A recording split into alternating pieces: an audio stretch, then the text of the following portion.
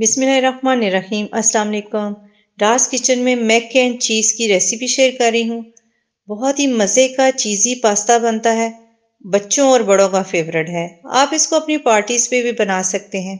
इसमें जो चीज़ें हम इस्तेमाल करने लगे हैं वो हर घर में अवेलेबल होती हैं। आसानी से आप इसको बना सकते हैं। आपके गेस्ट भी इसको बहुत इंजॉय करेंगे।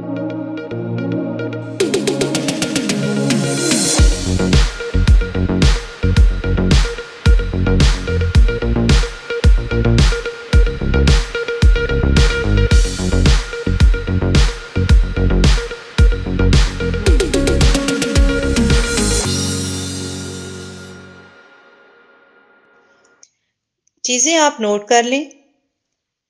Mozzarella cheese 4 tablespoon, cheddar cheese 4 tablespoon, मैदा 2 टेबलस्पून, मोज़रेला चीज़ गार्निश के लिए 4 टेबलस्पून। पास्ते को बॉईल कर लिया है, आधा पैकेट यूज़ करेंगे। आधा टीस्पून नमक डाला था पानी में, उसके बाद इसको बॉईल कर लिया है। चिली फ्लेक्स आधा टीस्पून, नमक आधा टीस्पून, काली मिर्च 1/3 टीस्पून, फ्रेश पार्सले के लीव्स 2 अदद, लहसुन के जवे 2 अदद, इसको क्रश कर लेंगे। Oil 2 tablespoon. बटर मिल्क का इस्तेमाल करेंगे, 2 कप बटर मिल्क। पैन में ऑयल डाल लेंगे 2 टेबलस्पून। लहसुन के जो जवे रखे हुए थे उनको क्रश कर लेंगे। बारीक बारीक इस तरह क्रश करने के बाद इसको सुनहरी कर लेंगे। फ्लेम आहिस्ता ही रखी हुई है। इसमें अब मैदा शामिल कर देंगे, मीडियम फ्लेम कर देंगे। लहसुन की खुशबू आना शुरू हो गई थी, उसके बाद इसमें मैदा शामिल किया है।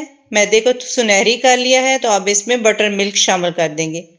फ्लेम को आहिस्ता कर दिया है और बटर मिल्क शामिल करने के बाद अच्छी तरह मिक्स कर लेंगे और उसके बाद फ्लेम को मीडियम कर देंगे। नमक और काली मिर्च इस तरह शामिल कर देंगे। आप अपने टेस्ट के मुताबिक इस्तेमाल कर सकते हैं, जितनी आप पसंद करते हैं उसी हिसाब से आप इसमें डाल सकते हैं।